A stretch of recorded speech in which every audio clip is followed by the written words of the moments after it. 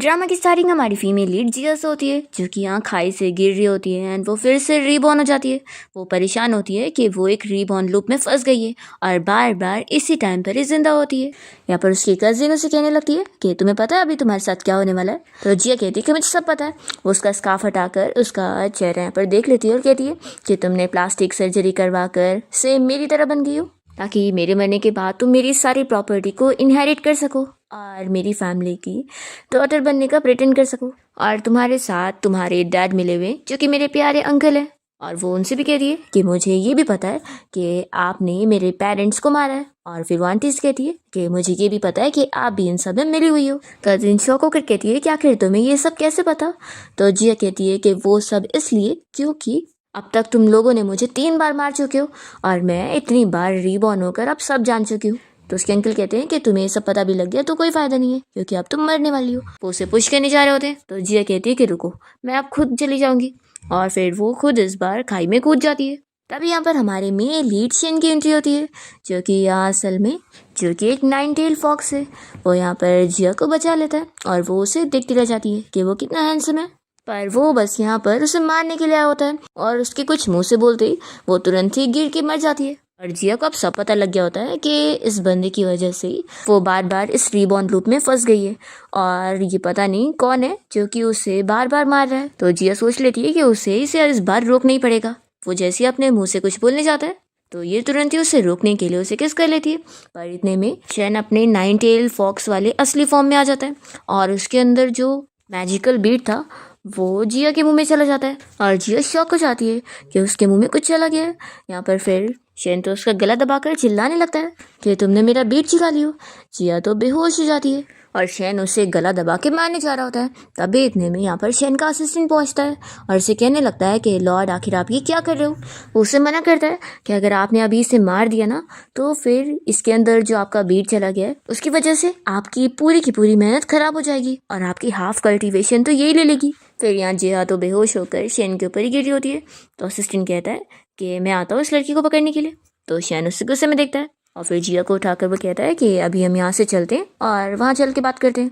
फिर शेन तो यहाँ से जिया और अपने असिस्टेंट के साथ मैजिक से चला जाता है। और फिर जिया के अंकल आंटी और ये कजिन तो बहुत ही ज़्यादा खुश होने लग जाते हैं, क्योंकि उन्हें लगता है कि जिया यहाँ से गिर गई है तो अब वो मर चुकी है और अब उसकी सारी प्रॉपर्टी इन लोगों की है। ये लोग तो बड़े खुश होकर हंस रहे होते हैं। फिर इसके बाद हम देखते हैं कि जब जिया को होश आता है तो वो अपने आसपास का एरिया देखकर खुश हो जाती है कि फाइनली मैं डेथ लूप से तो बाहर निकल चुकी हूँ। फिर वो शेन को देखते ही उसके पास आ जाती है और कहने लगती है कि आखिर तुम हो कौन, क्या मुझे बताओगे कि आखिर मैंने तुम्हारा क्या बिगाड़ी हूँ, क्या मैंने तुम्हारी फैमिली को हट करी हूँ जो तुम हर बार मुझे हट करते रहते हो। तो यहाँ पर फिर शेन का असिस्टेंट जिया को बताने लगता है कि मेरे लॉर्ड इस दुनिया के सबसे मोस्ट पावरफुल और नोबल फॉक्स किंग है। तो ये सुनकर जिया कहती है कि ये कितनी रिडिकुलस बात है, मैं तो इस पर बिल्कुल बिलीव नहीं करने वाली। मुझे तो ये डीमन की तरह लगता है जो बार बार मुझे मार रहा है। फिर जिया तो यहाँ पर इस असिस्टेंट का भी मजाक उड़ा देती है तो वो तो शॉक रह जाता है। फिर जिया शेन से कह देती है कि वैसे तुमने मुझे इस बार बचाए भी हो तो पुरानी सारी चीज़ों के लिए मैं तुम्हें माफ़ कर दे रही हूँ, लेकिन मैं तुम्हें बता दे रही हूँ कि अगली बार अगर तुमने मुझे हर्ट करने की कोशिश की तो अच्छा नहीं होगा। तभी इतने में शेन यहाँ जैसे ही उसे पीछे मुड़कर देखता है तो जिया को उसे देखती उसमें 9 टेल फॉक्स नजर आ रहा होता है और यहाँ पर उसके असिस्टेंट को देखकर दिख रहा होता है कि वो एक रैबिट है। जिया फिर शॉक हो जाती है और सोच में पड़ जाती है कि यानी ये सच में एक डीमन है। फिर उसे बेहोश होता हुआ देखकर ये दोनों उसे इतना पास से देख रहे होते हैं और असिस्टेंट कहता है कि लॉर्ड आखिर अभी तक इस लड़की को होश क्यों नहीं आया। जिया को होश ऑलरेडी होता है पर वो सोचती है कि तुम दोनों मुझे ऐसे घूर के देखे जा रहे हो, आखिर मेरी हिम्मत कहाँ होगी आंखें खोलने की। वो अपने आप को पिंच करती है और सोचती है कि ये तो सच में सपना नहीं है। वो तो डर रही होती है कि क्या सच में ये अभी फिर से मुझे मारने वाला है। तभी इतने में असिस्टेंट यहाँ पर शेन से कह रहा होता है कि लॉर्ड देखो, इस लड़की ने पहले आपका बीट स्वैलो कर ली और उसके बाद आपसे फ्लर्टिंग भी करी जा रही है। मुझे लगता है कि ये पक्का रोमांस मास्टर होगी और आप तो इतने इनोसेंट एक 1000 ईयर ओल्ड फॉक्स हो। मुझे तो लगता है कि जल्द ही ये लड़की आपको फंसा ही लेगी। तभी यहाँ पर ये सारी चीज़ें सुनते हुए जिया सोच रही होती है कि यानी माउंटेन के टॉप पर जो मेरे मुंह में चीज़ गई थी वो कोई और नहीं बल्कि इस फॉक्स की बीट थी। शेन को पता लग जाता है कि वो यहाँ जानबूझ के बेहोश होने का नाटक कर रही होती है तो फिर वो अपने असिस्टेंट को ऑर्डर देता है कि तुम इससे मार दो। तो असिस्टेंट कहता है कि ठीक है लॉर्ड, और वो यहाँ जिया के नज़दीक बढ़ता है तो जिया तुरंत ही फिर उठ जाती है और यहाँ पर शेन का हाथ पकड़ के उसे मनाने लग जाती है कि प्लीज़ मुझे मारो मत। शेन पीछे मुड़ता है और जिया से कहने लगता है कि तुमने मेरा बीट स्वेलो करने से पहले इसका अंजाम नहीं सोची थी। जिया कहती है कि आखिर मुझे थोड़ी ना पता था कि ऐसा कुछ हो जाएगा, आखिर शॉर्ट ड्रामास में भी ऐसा नहीं होता है। फिर शेन तो जिया को ऐसे गुस्से में देख रहा होता है तो वो कहती है कि अरे तुम वापस ले लेना ना। तो शेन कहता है कि आखिर मुझे वापस कैसे मिलेगा। तो जिया फिर तुरंत ही उसे किस कर लेती है। शेन यहाँ पर शॉक हो जाता है और उसका असिस्टेंट भी यहाँ पर अपनी आंखें छुपा रहा होता है कि ये क्या हो गया। जिया फिर शेन से इस बारे में पूछती है कि बताओ क्या अब तुम्हें वो बीट वापस मिल चुका है, आखिर अब तुम्हें कैसा फील हो रहा है। तो यहाँ पर फिर शेन उसे बताता है कि मुझे वो बीट नहीं मिला और अब वो तभी वापस मिल सकता है जब तुम मर जाओगी। ये सुनकर जिया शॉक हो जाती है और सोचती है कि इतनी मुश्किलों से तो मैं सर्वाइव कर पाई हूँ और अभी तो अपने अंकल की फैमिली से मैंने अपना बदला भी नहीं लिया, तो मैं ऐसे मर नहीं सकती। मेरे पास अब कोई ऑप्शन नहीं है, मुझे इस एविल फोर्स के सामने अपना सर झुकाना ही होगा। वो तुरंत ही फिर उसका हाथ पकड़ के उससे मना रही होती है कि प्लीज़ अभी के लिए मुझे मारने का टाइम पोस्टपोन कर दो और क्यों ना ऑटम तक रुक जाओ।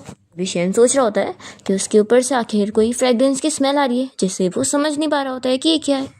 जिया उससे बताने लगती है कि मेरा बर्थ रैबिट ईयर में हुआ है, तो सोचो अगर मैं मर जाऊंगी ना तो फिर तुम एक फॉक्स हो तो मेरे लिए कितना ज़्यादा दुखी होंगी, तो प्लीज़ प्लीज़ मुझ पर थोड़ा तरस खा लो और मेरी बात सुन लो। ऐसा बोलकर वो उसका हाथ पकड़ के उससे मना रही होती है।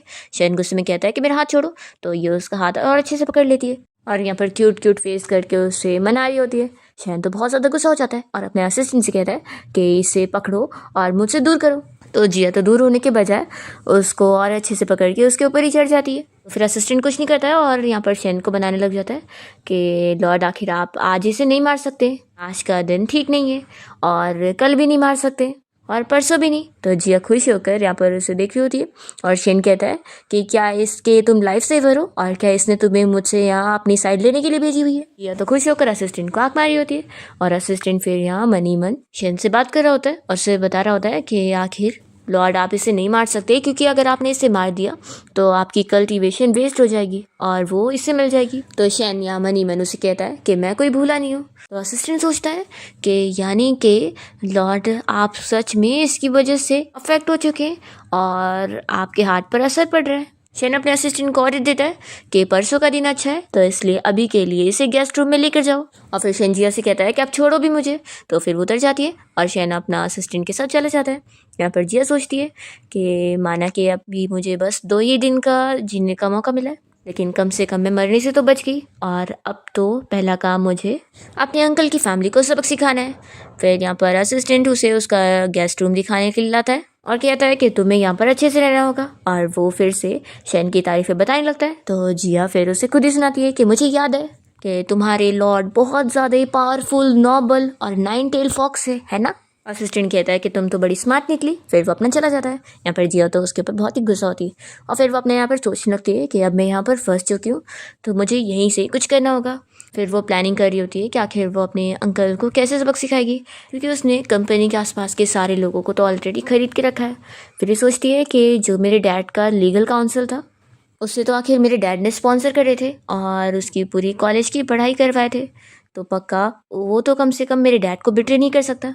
तो चलो मैं उसी को ही कॉल करती हूँ। फिर ये अपना पर्स खोलती है और देखती है कि फ़ोन तो है ही नहीं। फिर उसे याद आता है कि जब वो खाई में गिर रही थी तो पक्का फ़ोन भी गिर गया है, तो मैं अपने उस डैड के स्पॉन्सर स्टूडेंट लिन शाओ को कॉल कर लूँगी। तो शेन तो यहाँ पर कह देता है कि मैं फ़ोन नहीं यूज़ करता। ये सुनकर फिर जिया दूसरा बहाना बनाती है और कहती है कि ना बाथरूम में ना कुछ स्किन केयर प्रोडक्ट्स नहीं है जो मैं यूज़ करती हूँ, तो क्यों ना तो मेरे साथ खरीदने के लिए चलो। और वो मन में सोचती है कि एक बार मॉल जाने के बाद मैं बहाना लेकर लिंचा को वहाँ पर कॉल कर लूँगी। तो शेन इसके लिए भी मना कर देता है कि मेरे पास टाइम नहीं है। फिर जिया बहुत ज़्यादा गुस्सा हो जाती है और कहती है कि मुझे फ्यूनरल शाउट चाहिए। वो मन में सोचती है कि अब मुझे ये बाहर तो नहीं जाने दे रहा है, तो मैं यहाँ पर दूसरे लोगों को फिर वो उसे कुछ क्वेश्चन करने जा रहा होता है, तो फिर शेन उसके ऊपर मैजिक करके उसका मुंह बंद करवा देता है। तो असिस्टेंट को फिर बहुत बुरा लगता है। वो सोचता है कि मैं बॉस के लिए 3 साल से काम कर रहा हूँ और वो लड़की जिसे बस ये अभी 3 घंटे से जानते, सब मेरे लॉर्ड ने तुम्हारे लिए भेजा है। जिया तो बड़ी खुश हो जाती है। असिस्टेंट तो फिर चला जाता है और जिया सोचने पड़ जाती है कि ये 9 टेल फॉक्स तो इतना भी ज़्यादा बुरा नहीं है, क्या पता मैं इसके थोड़ा और क्लोज होने की कोशिश करूँ तो ये मुझे मारने के दिन भी और डिले कर दे। फिर शैन जब अकेला बैठकर बुक रीड कर रहा होता है तभी जिया उसे चुपके से देखते हुए उसके पास पहुंच जाती है और कहने लगती है कि कितना बड़ा कोइंसिडेंस है, तुम भी यहाँ पर आए हो और मैं भी। वो उसे कहती है कि अब तक हम लोग फॉर्मली एक दूसरे से अच्छे से मिले ही नहीं। वो अपना नाम बताती है और हैंडशेक के लिए हाथ आगे बढ़ाकर पूछती है कि तुम्हारा नाम क्या है। शैन कुछ नहीं कहता तो फिर वो उसे पूछ रही होती है कि क्या तुम ठीक से बोल नहीं पाते हो।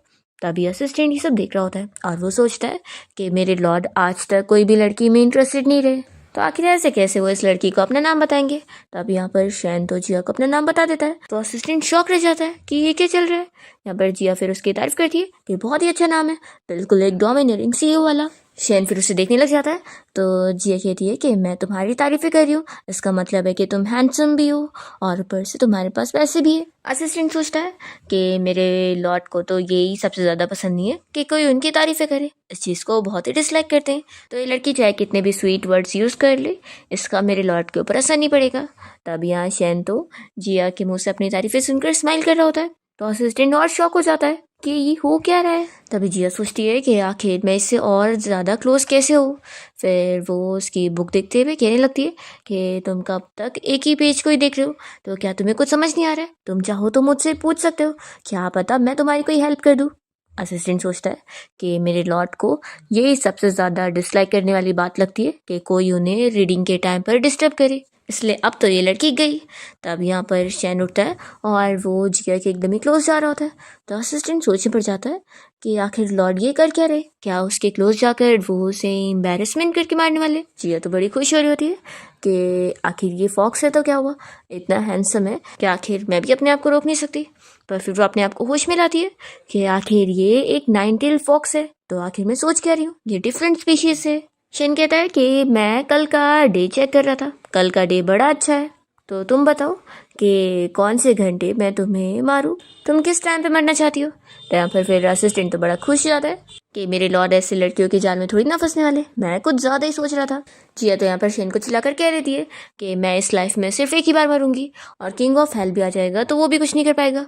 और फिर वो यहाँ से गुस्से में जाती है और असिस्टेंट को भी साइड होने बोलकर रूम में चली जाती है। फिर शेन तो स्माइल कर रहा होता है। जिया अपने रूम में आने के बाद डर रही होती है, सोचने पड़ जाती है कि जब मैंने एक बार डॉग पाली थी तो मैंने बुक पढ़ी थी जिसमें लिखा था कि डॉग को पालने वाले लोगों को अल्कोहल अपने डॉग से बहुत ही दूर रखना चाहिए क्योंकि फिर वो भी ड्रंक हो सकते हैं। जिया सोचती है कि वो फॉक्स है तो क्या हुआ, आखिर वो भी तो डॉग फैमिली से बिलोंग करता है।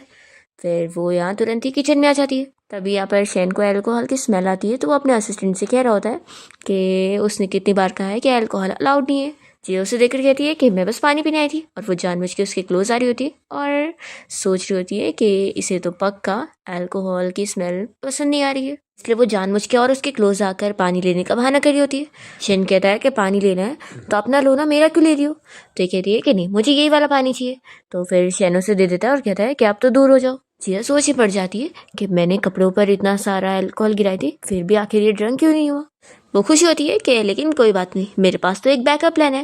वो यहाँ पर अपना ग्लास गिराने का नाटक करती है और जैसे ही शैन दूसरी तरफ देखता है तो वो जल्दी से पकड़ के उसे फोर्सली किस करने लग जाती है और सोचती है कि उसने यहाँ पर आने से पहले ऑलरेडी थोड़ी सी वाइन अपने मुंह में ड्रिंक करके आई थी। अब शैन तो यहाँ पर एक 9-टेल फॉक्स में बदल जाने लगता है और उसकी तबीयत भी खराब हो रही होती है। तो वो जिया से पूछता है कि क्या तुमने मुझे जहर दी हो। तो जिया डर जाती है और कहती है कि नहीं, मैंने तो बस थोड़ी सी वाइन पी थी। शैन बताता है कि वो बीमार इसलिए हो गया है क्योंकि उसका बीड अब उसके पास है। जिया कहती है कि मैंने ऐसा जानबूझ के नहीं करी, चलो मैं तुम्हें हॉस्पिटल लेके चलती हूँ। तो शैन तुरंत ही उससे पकड़ के रोकता है और कहता है कि डॉक्टर मुझे ठीक नहीं कर सकता लेकिन तुम कर सकती हो। तो जिया कहती है कि आखिर मैं क्या करूँगी। फिर वो भागने को करती है तो जल्दी से शैन उसे पकड़ के यहाँ सोफा पे ले आता है और कहने लगता है कि वैसे भी अब मैं इंसानी फॉर्म में हूँ और तुम्हें मरना तो नहीं है ना। जिया तो यहाँ पर जल्दी से उसे रोकती है और कहती है कि देखो प्लीज़ मुझे माफ़ कर दो। तभी शैन यहाँ उसके नेक पर बाइट कर लेता है और फिर वो वापस से ठीक हो जाता है और कहता है कि फिक्र मत करो, मैं फ्री में तुम्हारा ब्लड नहीं लूँगा, बदले में तुम्हें जो मुझसे चाहिए मैं तुम्हें दे सकता हूँ। जिया खुश हो जाती है और वो कुछ बोलने जा रही होती है तो शैन एक चीज़ तो कह देता है कि तुम यहाँ से जा नहीं सकती हो। तो वो सोचती है कि यानी मरना तो पक्का है लेकिन कम से कम मैं अपना बदला तो लेना चाहती हूँ। वो कहती है कि मुझे एक सेल फोन चाहिए। शैन फिर उसका गला पकड़ने के लिए उसके क्लोज आ रहा होता है तो जिया डर जाती है और कहती है कि क्या सेल फोन नहीं मांग सकती हूँ, ठीक है माफ़ कर दो मुझे नहीं चाहिए। अभी शैन उसका गला पकड़ ही लेता है और वो तो यहाँ मैजिक से उसकी चोट ठीक कर रहा होता है। फिर जिया फील करती है कि आखिर अब मेरी चोट दुख क्यों नहीं रही है। उसे समझ आता है कि उसकी चोट तो हील हो चुकी है और ये उसे मारने के लिए नहीं बल्कि हील करने के लिए उसके पास आया था। शैन पूछता है कि तुम्हें फ़ोन चाहिए कि नहीं।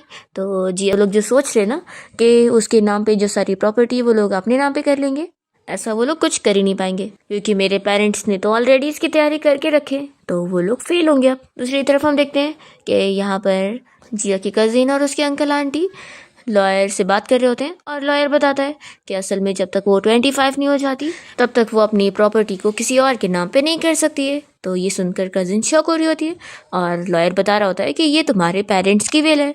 उनका ये कहना था कि उन्होंने ये सब इसलिए किया कि कहीं तुम्हें मारकर तुम्हारी फैमिली कहीं प्रॉपर्टी छीन ना ले। इसलिए मिस जिया तुम्हें तो इस बारे में पहले से पता होना चाहिए ना। तो यहाँ पर फिर उसकी मॉम तुरंत ही उसे इशारा करती है और फिर कजिन नाटक करती है। जिया का बर्थडे अभी 10 दिन बाद है, तो फिर उस दिन हम लोग ग्रैंड पार्टी रखेंगे और उस दिन वो अपने सारे एसेट्स मेरे नाम पे करेगी। तो फिर जिया लॉयर से कह देती है कि तुम 10 दिन बाद मेरे बर्थडे पार्टी में ज़रूर आना। तो फिर वो कहता है कि ठीक है मिस, मैं ज़रूर आऊँगा। ऐसा बोलकर वो चला जाता है। तभी जिया की एक कज़िन अपने मॉम डैड से इस बारे में डिस्कस करने लगती है कि उसे इस लॉयर पे शक हो रहा है क्योंकि आखिर अभी उसने उसे खाली मिस कहकर बुलाया, जबकि जिया से तो वो कितना प्यार से बात करता है, इसलिए कहीं उसे शक तो नहीं हो गया। तो फिर इसके डैड कहते हैं कि क्या पता तुम ज़्यादा सोच रहे हो, इतना भी कुछ नहीं हुआ है, क्योंकि वैसे भी लॉयर लिन शो उस जिया के लिए बहुत ही ज़्यादा लॉयल था। तो अगर इसे पता लग गया होता ना कि तुम जिया नहीं हो तो फिर ये ऐसे थोड़ी ना हमसे इतने अच्छे से बात करता, तो इसलिए उसे कुछ पता ही नहीं लगा। हम देखते हैं कि लिन शाओ तो बाहर आने के बाद जिया से कॉल पर बात कर रहा होता है और उसे सब बता रहा होता है कि वो लोग सच में उसके बर्थडे पार्टी वाले दिन उसके सारी प्रॉपर्टी को अपने नाम पे ट्रांसफ़र करने की प्लानिंग कर रहे। तो जिया कहती है कि मैं उनकी प्लानिंग को कामयाब नहीं होने दूंगी और मैं भी अपनी बर्थडे पार्टी में ज़रूर पहुंचूंगी और उन लोगों को एक बड़ा गिफ्ट दूंगी। दूसरी तरफ हम देखते हैं कि शैन अपने असिस्टेंट के साथ यहाँ लाइब्रेरी में होता है और उसका असिस्टेंट यहाँ बहुत सारी बुक्स को ढूंढने में लग जाता है एंड उसे कुछ इन्फॉर्मेशन हाथ लगती है। तो वो तुरंत ही शैन को बताने लगता है कि लॉर्ड मुझे एक तरीका मिल गया है जिससे आप अपने बीट को वापस ले सकते हो और फिर आपका कल्टीवेशन भी डैमेज नहीं होगा। वो तुरंत ही उसे लाकर दिखा रहा होता है। यहाँ पर हम देखते हैं कि जिया अपने लॉयर लिन शॉ से इस बारे में कह रही होती है कि क्या तुम मेरी एक चीज़ इन्वेस्टिगेशन में हेल्प कर सकते हो। तो फिर वो कहता है कि मिस जिया आपको ये प्रॉब्लम में फंस गई हो क्या।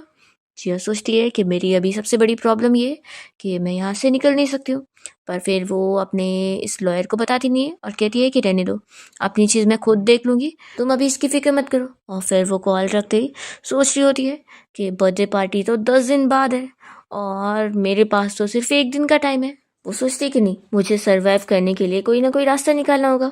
बस अगर उस फॉक्स के बीट को वापस करने का कोई ऐसा रास्ता मिल जाए जिससे मुझे मरना भी ना पड़े तो सही होगा ना। ये सोचती कि कोई ना कोई रास्ता ज़रूर होगा और वो मुझे ढूंढना होगा। फिर इतने में वो असिस्टेंट को देख लेती है और सोचती है कि इससे पूछती हूँ, ज़रूर इसे तो कुछ पता ही होगा। वो उसके पास आती है। तभी यहाँ पर असिस्टेंट तो डर रहा होता है। जिया उसे कहती है कि रैबिट आखिर तुम्हें हो क्या गया, मुझे कुछ तुमसे पूछना था। तो फिर वो पहले मना कर देता है कि नहीं, कोई रास्ता नहीं। जिया कहती है कि अभी तो मैंने पूछी भी नहीं पर तुमने पहले जवाब दे दिया, तो इसका मतलब है कि पक्का कोई रास्ता ज़रूर है। असिस्टेंट तो यार नहीं बताना चाह रहा होता है पर गलती से उसके मुंह से निकल जाता है कि डुअल कल्टीवेशन से वो बीट निकल सकता है।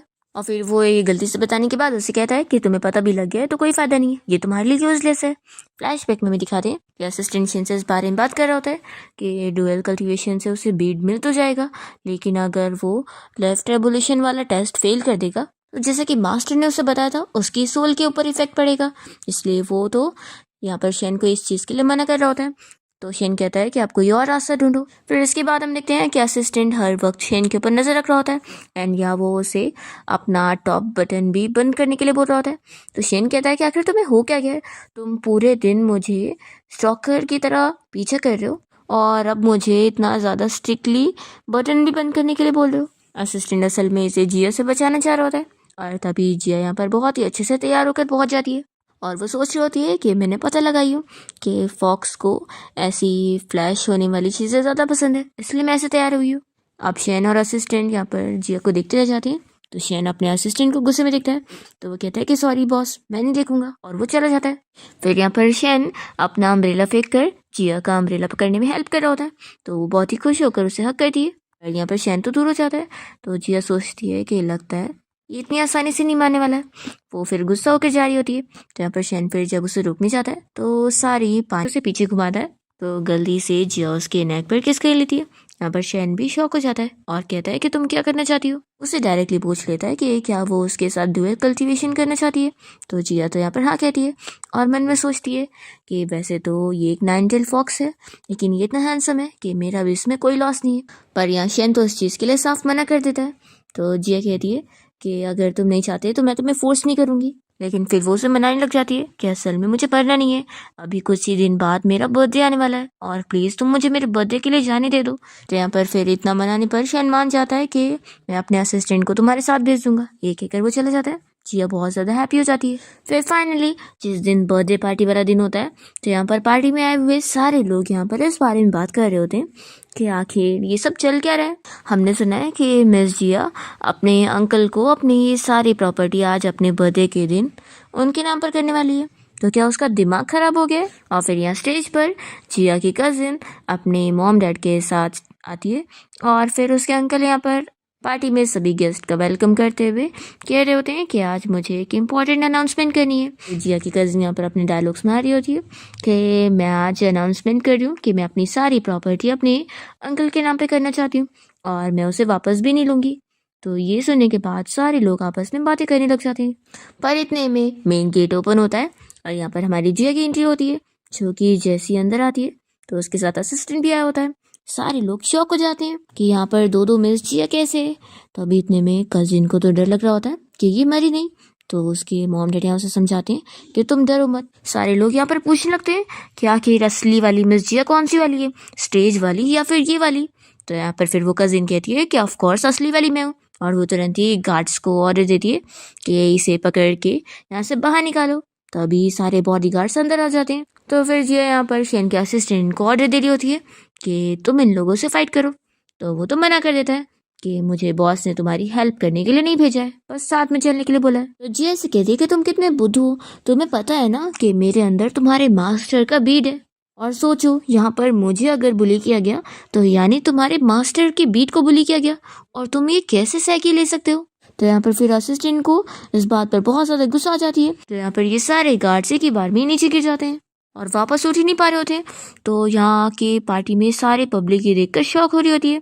दूसरी तरफ हम देखते हैं शैन को, जो कि अपना बुक रीड कर रहा होता है, और इतने में उसे भी पता लग जाता है कि उसके असिस्टेंट ने मैजिक यूज़ किया है। तो फिर ये समझ जाता है कि यानी उधर कुछ हुआ होगा। फिर ये वाटर से यहाँ पर मैजिक मिरर बनाकर सारी चीज़ें यहीं पर ही बैठकर देख रहा होता है कि वहाँ पे चल क्या रहा है। वहाँ पे सारे बॉडीगार्ड के पीछे हो रहे होते हैं और बातें करते हैं कि ये जिया तो पूरी तैयारी के साथ आई हुई है, तो हमें जल्दी से पार्टी को यहीं पर ही ख़त्म करना होगा, नहीं तो फिर हम लोग बर्बाद हो जाएंगे। तो यहाँ पर फिर जिया की कजिन अपने डैड के ऑर्डर पर तुरंत ही बेहोश होने का नाटक कर रही होती है। तो फिर यहाँ पर जिया के अंकल आंटी नाटक करते हैं कि जिया बेहोश हो गई है।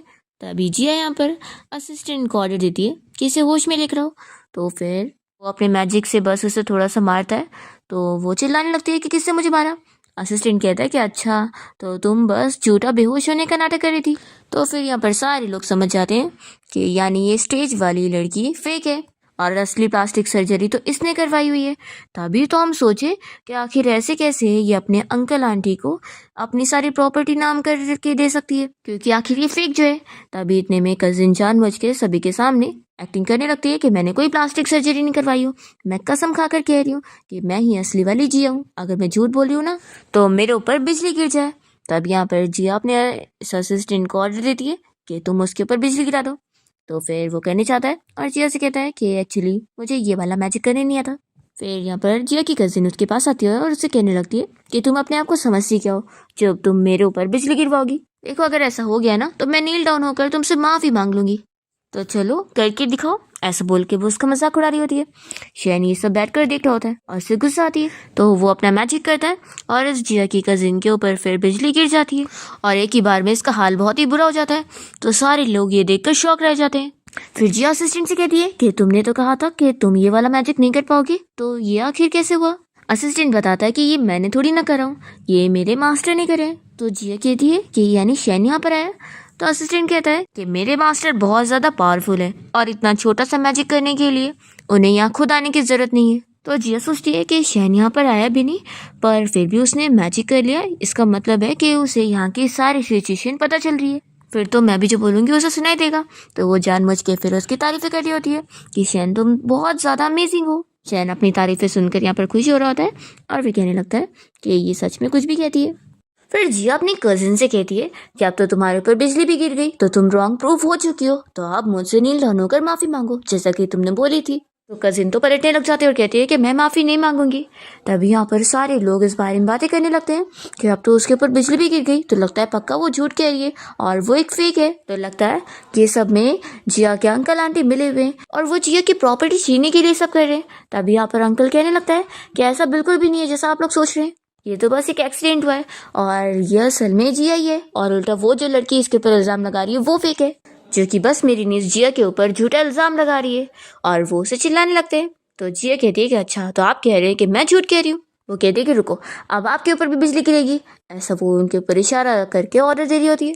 शैन ये सब देख रहा होता है और वो सोचता है कि वैसे तो ये लड़की कुछ भी कर रही है, लेकिन ये जो स्कम है सच में इसे पनिशमेंट तो मिलनी चाहिए, इसलिए वो इसके ऊपर बिजली गिराई देता है। ये देखकर फिर जिया बहुत ही खुश हो जाती है और उस अंकल की विग भी नीचे गिर जाती है, तो उसकी और बेइज्जती हो रही होती है। जिया बड़ी खुश होती है और शैन से कहने लगती है कि तुम तो सच में बहुत ही अमेजिंग हो। वो वापस कहती है कि अब एक और बार इस आंटी को भी मुझे सबक सिखाना है। तो शैन तो यहाँ पर जिया की ये वाली बात भी सुन लेता है कि इस लेडी को भी पनिशमेंट मिलनी चाहिए, और वो उसकी आंटी के ऊपर भी बिजली गिरा देता है। तो आंटी शॉक हो जाती है और कहने लगती है कि आखिर तुमने मेरे ऊपर क्यों बिजली गिराई। जिया कहती है कि तुम लोग फैमिली हो ना, तो तुम लोग का साथ होना तो चाहिए ना। तभी यहाँ पर कजिन कहती है कि डैड आखिर अब हम क्या करें। तो फिर अंकल कहता है कि फिक्र मत करो, जब तक पार्टी ख़त्म नहीं हो जाती हमें अपनी बात पर अड़े रहना होगा, और फिर पार्टी ख़त्म होने के बाद मैं कोई रास्ता निकालूंगा इसे मारने का। और फिर यहाँ पर अंकल अपनी पूरी फैमिली के साथ अनाउंसमेंट कर रहे होते हैं कि मैं अपनी गलती बिल्कुल नहीं मानने वाला, क्योंकि हम लोग कोई गलत नहीं है। जो मेरे साथ खड़ी है वही मेरी असली नीस जिया है, और ये जो लड़की आई हुई है ये कोई फेक है, जो कि अपनी कौन सी एविल पावर का यूज़ करके आप सारी पब्लिक को फूल बना रही है, इसलिए आप लोग भी इस पर बिलीव मत करो।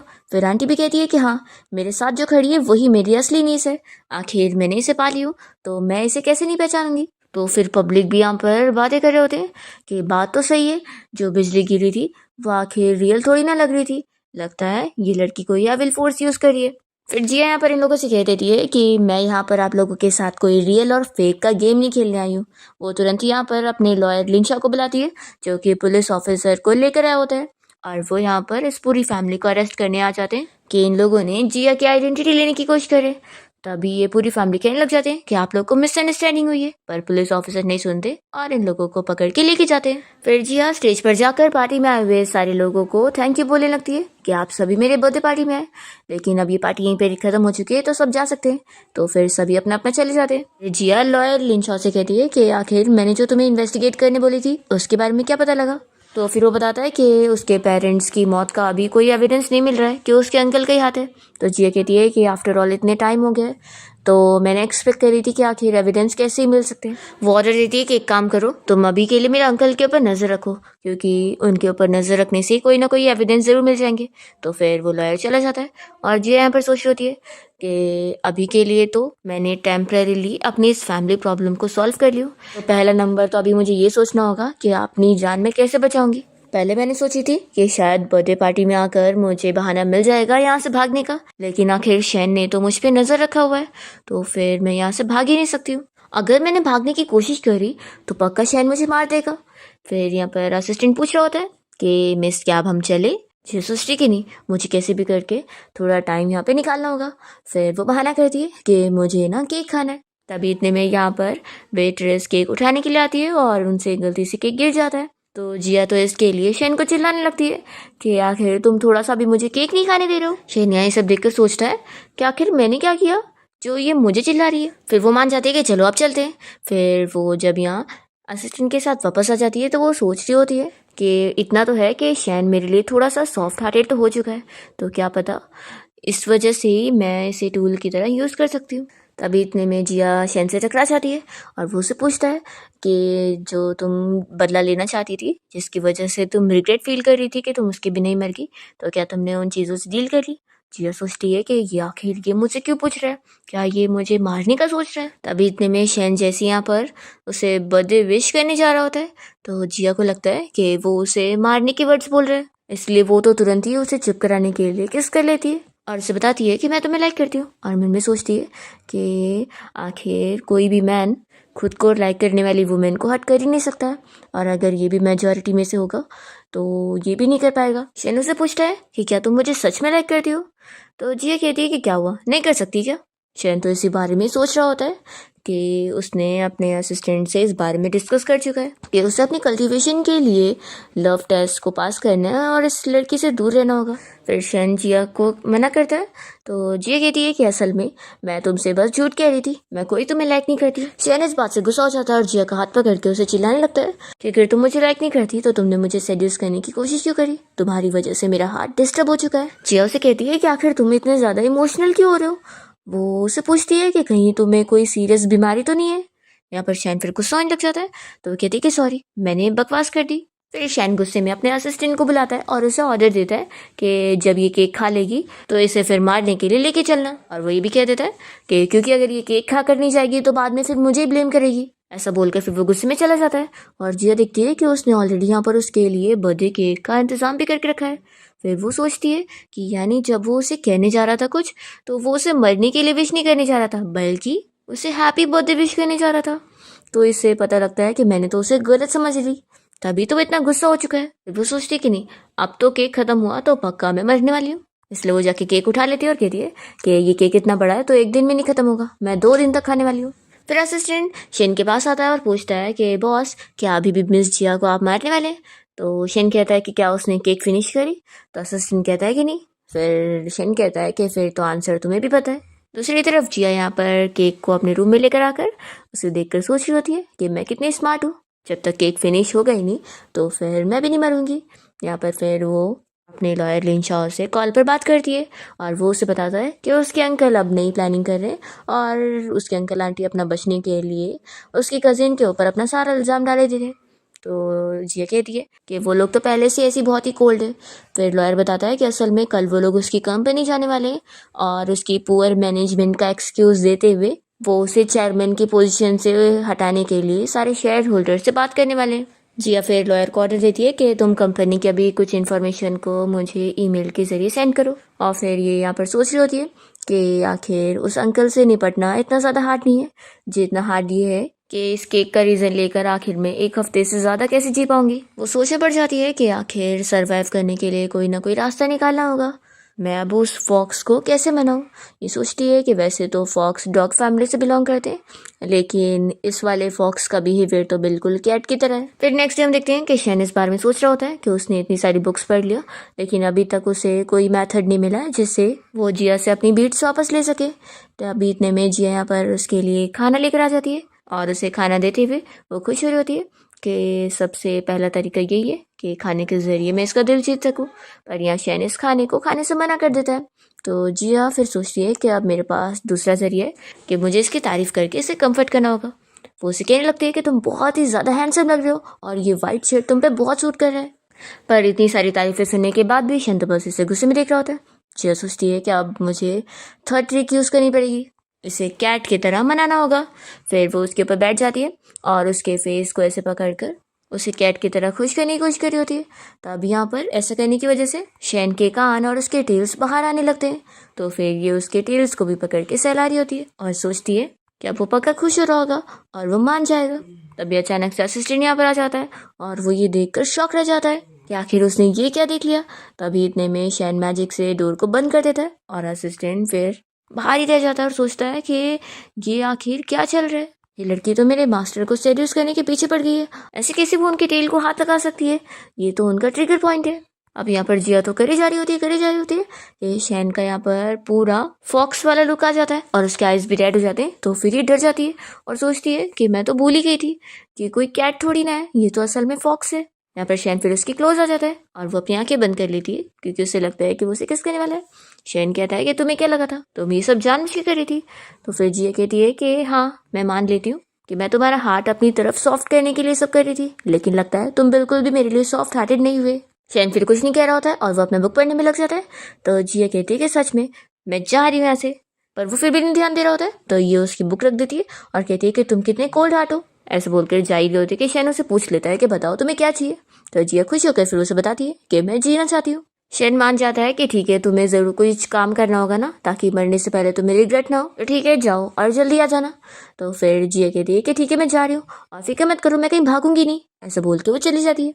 इतने में शेन की टेल यहाँ पर फिर से बाहर आ जाती है, पर जैसी जिया वापस आती है तो वो अपनी टेल को ग्रैब कर देता है। जिया उसे कहती है कि असल में मुझे एक और चीज़ तुमसे मांगनी थी, क्योंकि यहाँ से जाने के लिए मेरे पास कुछ भी चीज़ नहीं है और कंपनी इतनी दूर है, तो क्यों ना तुम मेरे लिए कार का इंतज़ाम कर दो, मुझे फरारी भी चलेगी। शेन कहता है कि लगता है तुम अपनी लक को कुछ ज़्यादा आजमा रही हो। वो उससे गुस्से में देख यहाँ पर उसका लावा खाना देखकर अपने असिस्टेंट को बुलाकर उसे ऑर्डर देता है कि जाओ उसके लिए कार का इंतज़ाम करो।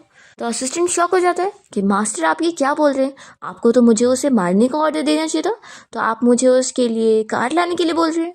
शेन कहता है कि उसे चाहिए ना, इसलिए मैं उसे दे रहा हूँ। तो फिर असिस्टेंट कहता है कि फिर मास्टर मुझे भी चाहिए। शेन फिर उसे गुस्से में देखता है, तो फिर ये असिस्टेंट बेचारा डर के भाग जाता है। इतनी सारी कार्स। असिस्टेंट गुस्से में कहता है कि तुम बस अपने लिए एक चूज कर लो। फिर जिया यहाँ पर एक अच्छी सी कार चूज कर लेती है और उसे कह देती है कि अब तुम मेरे साथ कल कंपनी चलोगी। और वो अपने अंकल के बारे में सोचती है कि कल वो उसे अपनी कंपनी से बाहर निकलवाएगी। फिर नेक्स्ट डे जिया इस लग्जरी कार को ड्राइव करते हुए बहुत ही खुश हो रही होती है और कंपनी जाने के लिए निकलती है। तभी इतने में रास्ते में एक कार इसके सामने आके रुकती है और उसमें से उसका कजिन बाहर निकलता है। तो जिया उसे देखकर कहती है कि जो तुम तो अब्रॉड चले गए थे ना, तो आखिर तुम कब वापस आ गए। फ्लैशबैक में हमें दिखाते हैं कि इसे असल में जिया के अंकल यानी कि इसके डैड ने ऑर्डर दिया होता है कि अब तुम्हारी सिस्टर तो जेल में, तो अब तुम्हें ही हमारी हेल्प करनी होगी और तुम्हें जाकर उस जिया को रोकना होगा ताकि वो कंपनी ना आ पाए, नहीं तो फिर हम लोग उसकी कंपनी उसे छीन ही नहीं पाएंगे। तो ये कहता है कि डैड आप फिक्र मत करो, ये काम मैं कर लूंगा। फिर फ्लैशबैक कि यहाँ पर कैमरास लगे हुए, तो क्या तुम्हें बिल्कुल भी डर नहीं है। तो कजिन कहता है कि बिल्कुल नहीं, और वो चाकू लेकर ऐसे आ रहा होता है जिसे उसे मारने वाला है, पर यहाँ पर वो बस पंक्चर कर देता है। जिया कहती है कि क्या बस इतना ही, मुझे लगा था कि तुम मुझे मारने वाले हो।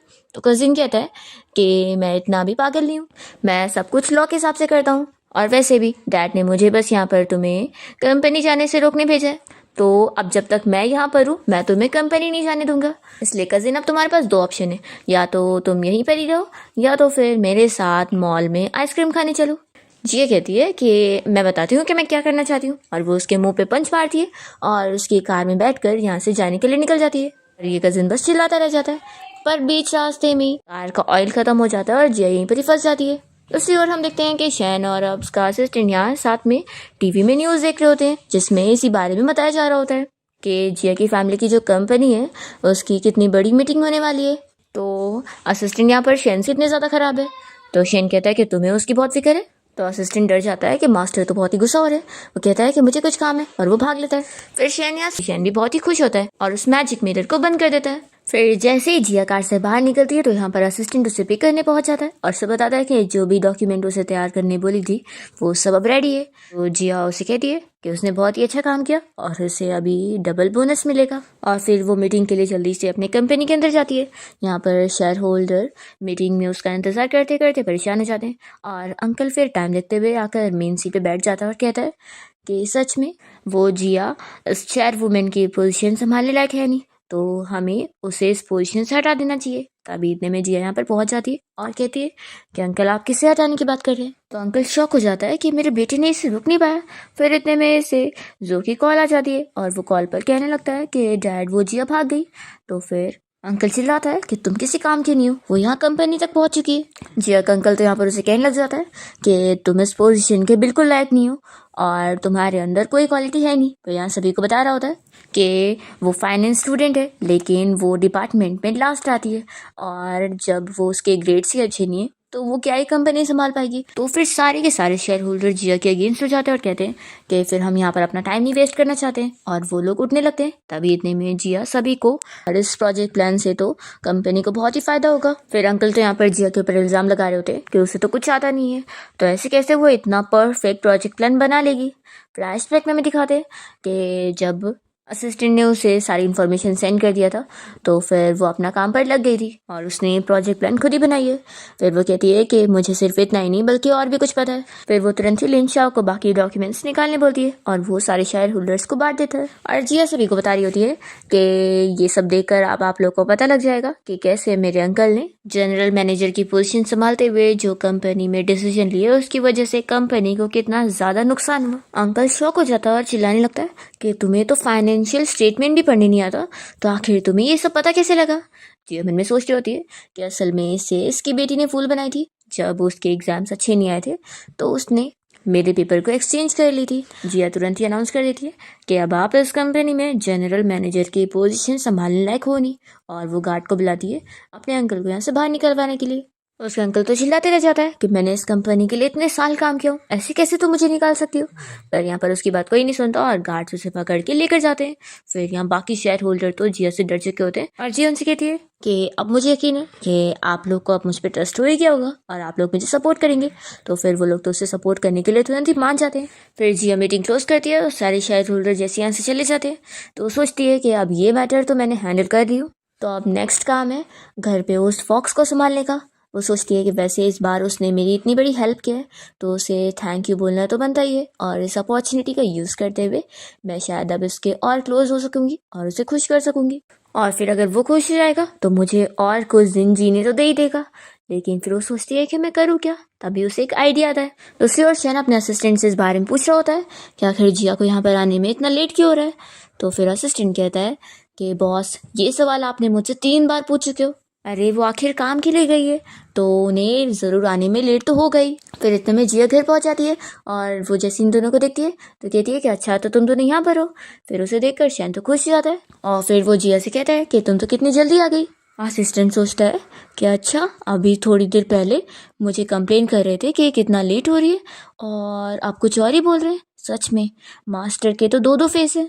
जिया शैन से कहती है कि आज तो तुमने मेरी इतनी बड़ी हेल्प करो कि मैं तुम्हें थैंक यू करने के लिए प्रीपे करना चाहती हूँ, और मैंने सोच लिया कि इसलिए मैं तुम्हें बहुत सारी हैप्पीनेस देना चाहती हूँ। अब ये सुनते के साथ ही शैन अपने असिस्टेंट से कह देता है कि तुम बाहर जाओ।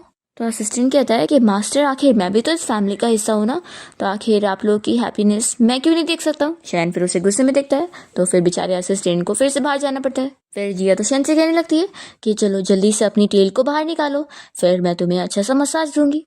तो फिर शैन अपनी बुक रखता है और कहता है कि इसकी ज़रूरत नहीं है। तो फिर जियो से कहती है कि लास्ट टाइम जब मैंने तुम्हारे ईयर पे किस करी थी तभी तो तुम्हारी टेल बाहर निकली थी ना।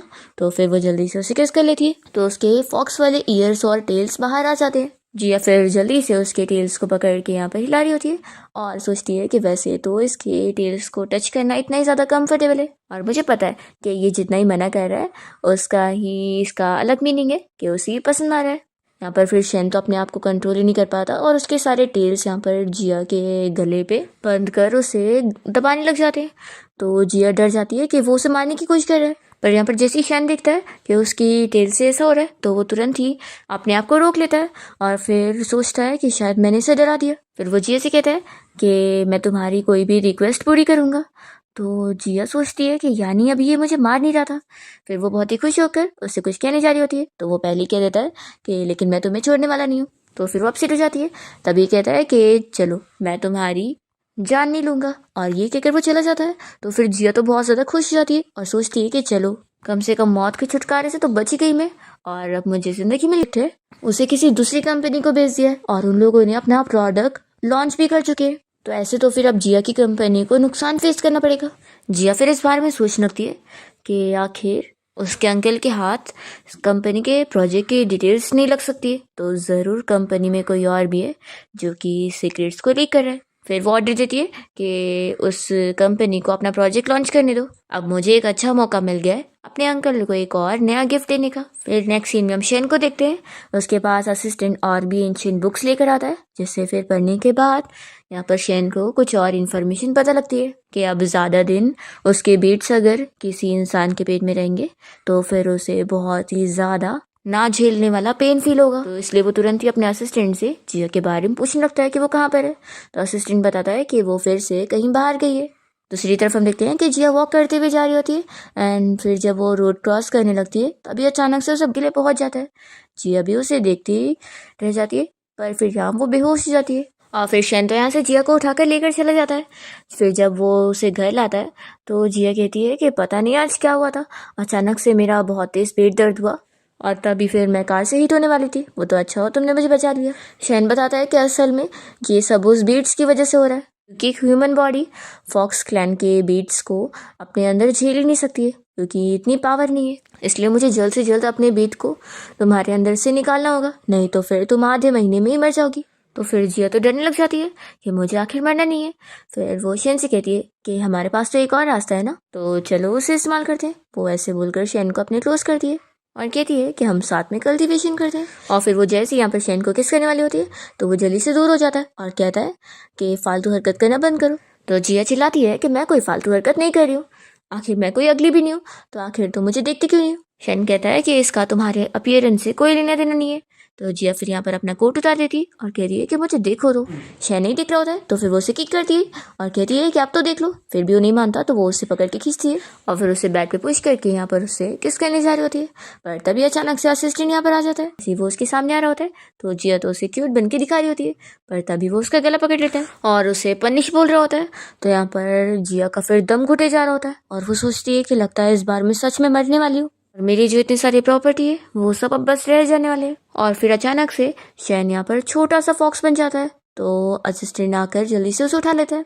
जिया पूछती है कि आखिर इसे क्या हुआ है, तो असिस्टेंट बताता है कि आज मास्टर का ट्रांसफॉर्मेशन वाला दिन है और ट्रांसफॉर्मेशन के टाइम पर मास्टर बिल्कुल भी होश में नहीं होते। तो जिया पूछती है कि लेकिन आखिर ये छोटा सा फॉक्स क्यों बन गया, तो असिस्टेंट मन में सोच रहा होता है कि वो इसलिए।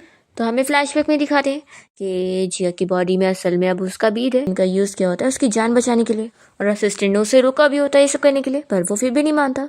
तो असिस्टेंट मान जाता है कि वो सच में उसके प्यार में पागल है। फ्लैशबैक खत्म होता है और असिस्टेंट इस बारे में जिया को बिल्कुल नहीं बताता और कहता है कि तुम लकी हो इसलिए इस बार तुम बच गई। तो जिया पूछती है कि अब ये वापस से अपने पुराने फॉर्म में कब आएगा, तो फिर असिस्टेंट बताता है कि अब कल आएगा। फिर जिया कहती है कि लाओ फिर अभी से मुझे दे दो, मैं इसका ख्याल रखूंगी। और फिर वो तो यहाँ पर शेन को लेकर बड़ी खुश हो रही होती है। फिर वो एक कॉन्ट्रैक्ट बना के लाती है और उसे अपना फिंगरप्रिंट लगाने के लिए बोल रही होती है, पर वो तो भाग जाता है। फिर ये उसे काफ़ी बनाने के पीछे पड़ी होती है तो भी वो नहीं मानता। असिस्टेंट कहता है कि ये सब का कोई फ़ायदा नहीं है क्योंकि अभी मेरे मास्टर बिल्कुल भी खुद होश में नहीं है, उन्हें खुद नहीं पता होगा कि उनके साथ हो क्या रहा है और वो कौन है। पर जिया हार नहीं मानती है और वो बार बार कॉन्ट्रैक्ट लेकर उसके फिंगरप्रिंट यहाँ पर लगाने के पीछे पड़ी होती है और इतने में उसे चोट लग जाती है। तो यहाँ पर फिर वो दर्द में होती है, तभी इतने में शेन आकर जल्दी से उसके इस चोट को ठीक कर देता है। तो वो सोचती है कि पहले भी उसने कैसे उसकी चोट ठीक किया और अभी भी, और फिर वो रियलाइज़ करती है कि मैं उससे ऐसा कॉन्ट्रैक्ट साइन करवाने वाली थी जबकि वो होश में भी नहीं है। फिर वो रात में उसे अपने साथ लेकर जाती है और उसे टाई से अच्छे से बांधते हुए कहती है कि आज तुम मेरे साथ ही सोओगे। फिर मॉर्निंग में हम देखते हैं कि शैन अपने असली फॉर्म में आ चुका होता है और यहाँ पर वो जिया को सोते हुए देख रहा होता है। जैसी वो जागती है तो उसे देखकर खुश होती है और फिर वो अपने हाथ यहाँ पर खोलने जा रहा होता है तो जिया कहती है कि रुको। तो शेन कहता है कि इस चीज़ से तुम मुझे ऐसे नहीं रोक सकती हो। तो फिर वो जल्दी से उसके क्लोज आती है और उसे सेड्यूस करने की कोशिश करती है और कहती है कि हम लोग साथ में कल्टीवेशन करते हैं। वो जैसे उसको किस करने के लिए क्लोज आती है तो वो अपना फेस हटा लेता है और फिर वो जिया को ऐसे देखने लगता है तो फिर वो डर जाती है और सोचती है कि कहीं ये वापस से अनकॉन्शियस तो नहीं हो जाएगा ना और मुझे मारने की कोशिश करेगा। वो डर के मारे जल्दी से उसे दूर होती है और कहती है कि मेरा गला मत दबाना, लास्ट टाइम तुमने मेरा गला दबाया थे मेरा दम घुट गया था और मैं मरने वाली थी। तभी वो कहता है कि लगता है तुम मुझसे डर चुकी हो। तो जिया सोचती है कि अभी उसने ठीक से बोला यानी कि वो अनकॉन्शियस नहीं है। शैन उसे समझाने लगता है कि हर महीने की 15 तारीख को मुझसे दूर रहना और मेरे पास भी मत आना। जिया उसे कहती है कि मैं बस तुम्हारे साथ कल्टीवेशन करना चाहती हूँ। शेन कहता है कि मैंने तुम्हें कितनी बार समझाया हूँ। जिया कहती है कि वो इसलिए क्योंकि मैं मरना नहीं चाहती हूँ। आखिर तुम क्या चाहते हो कि मेरी जैसी यंग लड़की इतनी यंग एज में मर जाए, अपनी लाइफ को एंजॉय भी ना कर पाए। शेन कहता है कि तुम मुझे इतनी इजी में मत लो, मैं बहुत ही ज़्यादा बुरा हूँ और मैं तुम्हारे साथ बहुत बुरा कर सकता हूँ। जिया कहती है कि अगर तुम इतने हार्टलेस होते तो मुझे तुमने इतनी बार छोड़ा ना होता। वो उसकी क्लोज जाती है और कहती है कि मैं जानती हूँ कि तुम पक्का मुझे लाइक करते हो। जिया उसे कहने लगती है कि देखो तुम इतने हज़ारों साल से अकेले रहे हो तो क्यों ना तुम मुझे भी अपने पास रख लो, मैं तुम्हारे साथ रहूँगी तो तुम्हें भी अच्छा लगेगा। शैन उसके फेस को टच करता है और फिर अपने आप को कंट्रोल करते हुए वो यहाँ से जाने लगता है और कहता है कि मुझे अब परेशान करने मत आना। फिर नेक्स्ट सीन में हम देखते हैं कि शैन ने जिया को गिफ्ट करने के लिए एक ब्रेसलेट तैयार कर रखा होता है और यहाँ पर वो अपने असिस्टेंट से फिर इस बारे में पूछता है कि वो कहाँ पर है। असिस्टेंट बताता है कि असल में उसने पूरे दिन अपने आप को रूम में लॉक करके रखी थी और फिर वो अपना काम पर जाने के लिए निकल गई और जाते वक्त उसकी आंखें भी लाल थी। तो फिर ये सुनकर शैन को जिया की फिक्र होती है और वो तुरंत ही अपने मैजिक से मिरर में उसे देखने लग जाता है और उसे पता लगता है कि वो एक क्लब गई होती है। यहाँ पर वो सोच रही होती है कि उसने क्लब की बॉस से यहाँ की सबसे फेमस लड़की से मिलने की बात करी है ताकि फिर वो उससे ट्रिक सीख सके शैन को और सेड्यूस करने के लिए। पर यहाँ पर तो वो क्लब की बॉस किसी लड़की को नहीं बल्कि बहुत सारे मेल मॉडल्स को लेकर आई होती है, जो कि तुरंत ही उससे अपनी बॉडी शो करने लगते हैं। तो ये देखकर जिया अपनी आंखें बंद करती है कि ये सब क्या चल रहा है। दूसरी ओर हम देखते हैं कि शैन ये सब देखकर बहुत ही ज़्यादा जेलस हो रहा होता है और अपने असिस्टेंट से कहता है कि तुम तो कह रहे थे कि वो रो रही थी और देखो वो तो मज़े कर रही है। वो तुरंत ही गुस्सा होकर जाने लगता है। तो असिस्टेंट समझ जाता है कि बॉस तो बहुत ज़्यादा जेलस हो चुके हैं। दूसरी तरफ जिया यहाँ पर इस क्लब के ओनर को समझाती है कि मुझे किसी लड़की से मिलना था ट्रिक सीखने के लिए। तो फिर ओनर उसे समझाती है कि उसे अगर किसी मैन का दिल जीतना है तो उसे लड़कों से सीखना चाहिए, वो लोग को ज़्यादा पता होगा। फिर यहाँ पर ये सारे मेल मॉडल जिया को सेड्यूस करने में लग जाते हैं। जिया इनसे बचकर जाने की कोशिश करती है, तभी इतने में यहाँ पर शैन आ जाता है और वो उसे गिरने से बचाता है। फिर एक मेल मॉडल यहाँ पर जिया को रोकने लगता है और शैन को चिल्ला रहा होता है कि तुम इसे ऐसे नहीं लेके जा सकते। तो शैन गुस्से में फिर अपने मैजिक से उसका गला दबाने लग जाता है। जिया उसे तुरंत ही रोकती है कि ऐसा मत करो। तो फिर शैन बहुत ही ज़्यादा गुस्सा हो जाता है कि तुम इसे प्रोटेक्ट कर रही हो।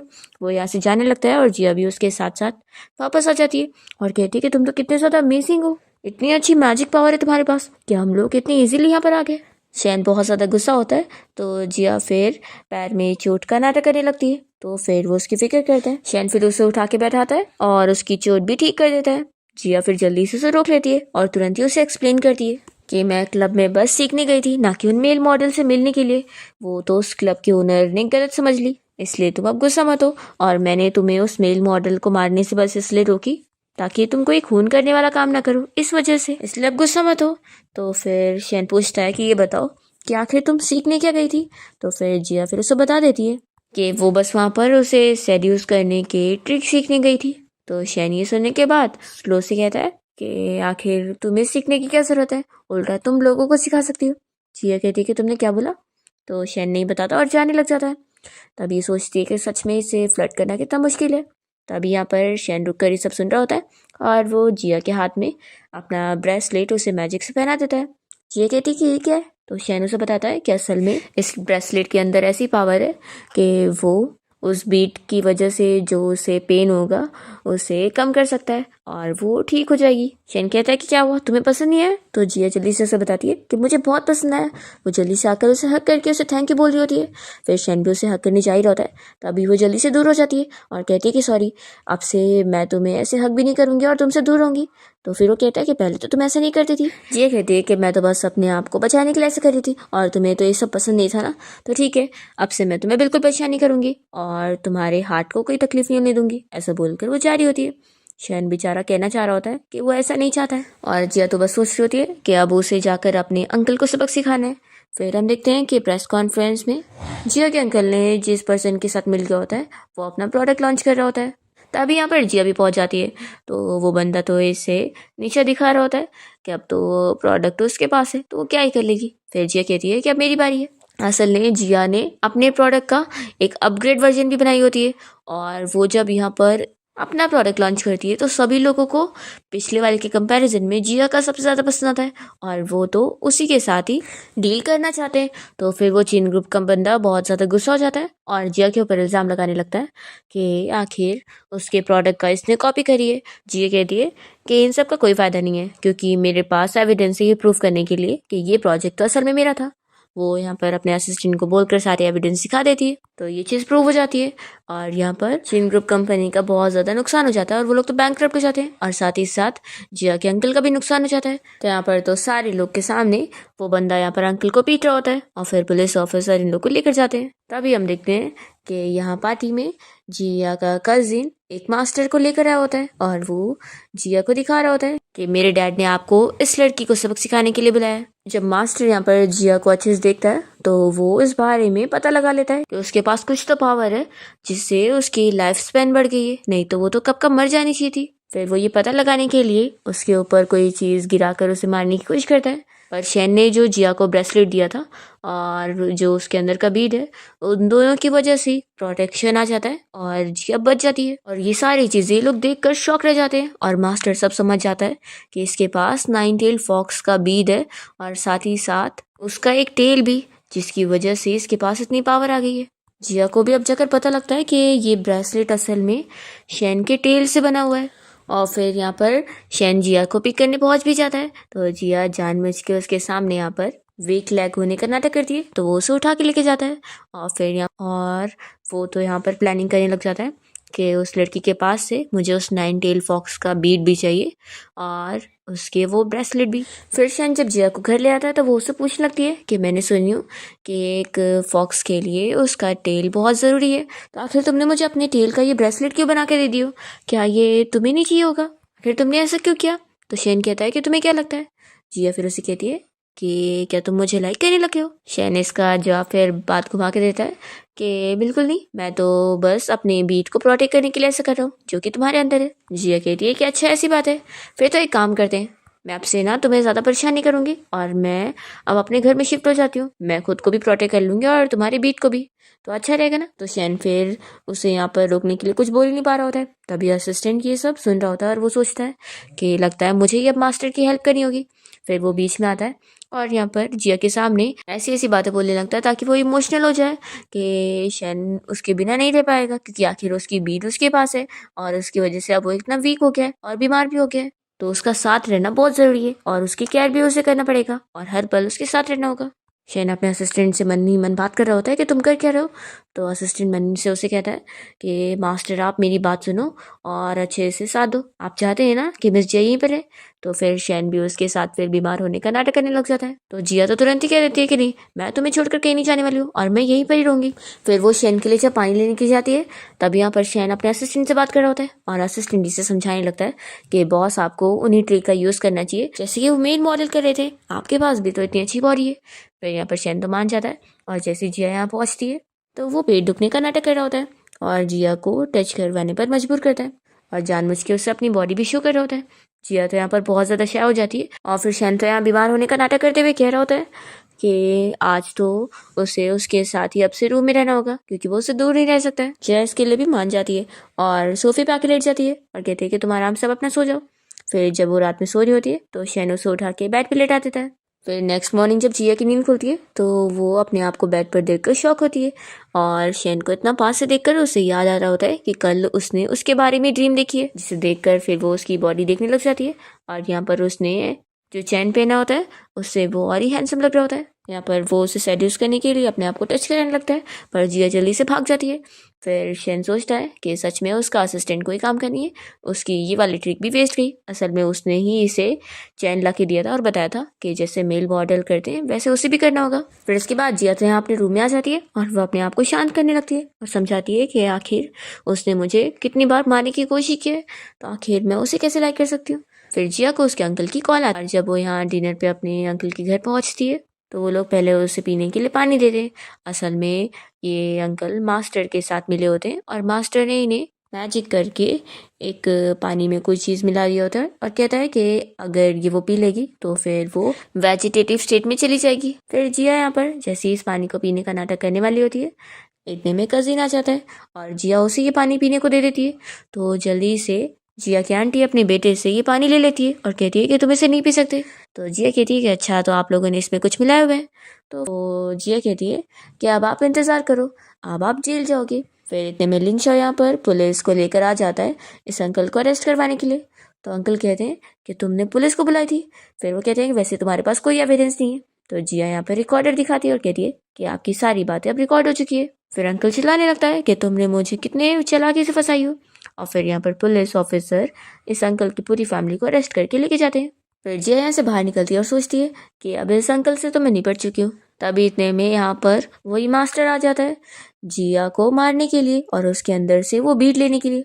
वो यहाँ पर अपने मैजिक फॉर्मेशन का यूज़ करता है पर वो सब जिया के ऊपर कुछ काम नहीं करते और जिया की बीट खुद ही उसे प्रोटेक्ट करी होती है।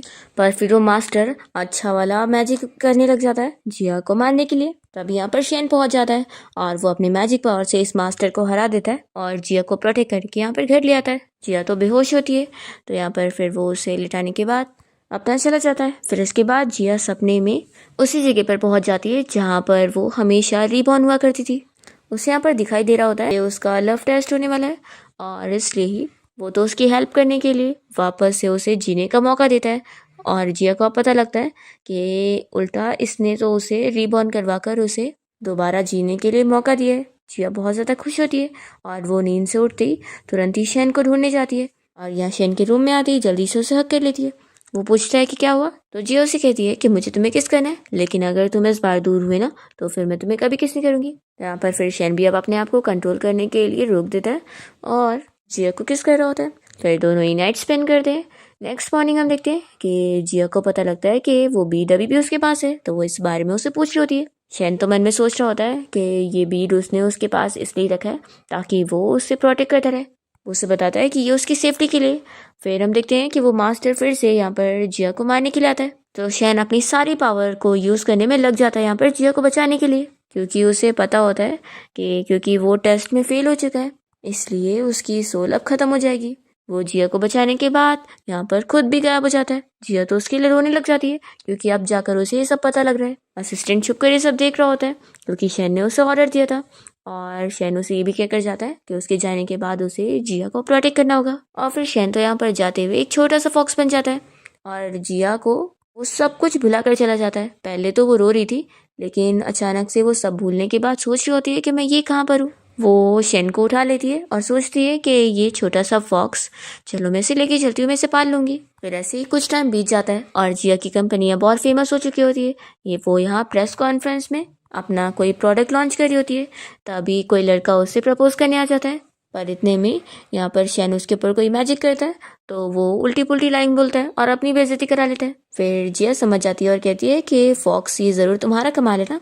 तो फिर शैन तो भागने लग जाता है। जिया उसके पीछे जाती है तो वो उसे अपने साथ अपने घर पे ले आता है। जिया सोचती है कि ये कौन सी जगह, तभी उसे पुरानी सारी चीज़ें याद आ जाती है और उसे शैन भी याद आ जाता है, तो फिर वो रोने लग जाती है। और इतने में शैन फिर उसे पीछे नजर आता है। वो उसके पास आती है और खुश होकर कहने लगती है कि तुम वापस आ गए। वो उसे हक करके यहाँ रोई रही होती है और फिर जैसे ही किस करने वाली होती है तभी इतने में असिस्टेंट आ जाता है और वो शैन को देखकर खुश हो रहा होता है कि मास्टर आखिर आप आ ही गए। फिर वो कहता है कि सॉरी, शायद मैं गलत टाइम पर आ गया, आप लोग अपना कंटिन्यू रखो, मैं बाद में आके खुश हो लूंगा। ऐसा बोल के वो चला जाता है और फिर जिया शैन को टच करके यहाँ पर पूछने लगती है कि तुम सच में आ गए हो, तुम पूरे सेफ हो ना। तो शैन बताता है कि हाँ, वो इतने टाइम से कल्टीवेशन में लगा था और अब वो हमेशा उसके साथ ही रहेगा। और फिर दोनों यहाँ पर किस करते हैं। इसके साथ इस ड्रामा की हैप्पी एंडिंग हो जाती है।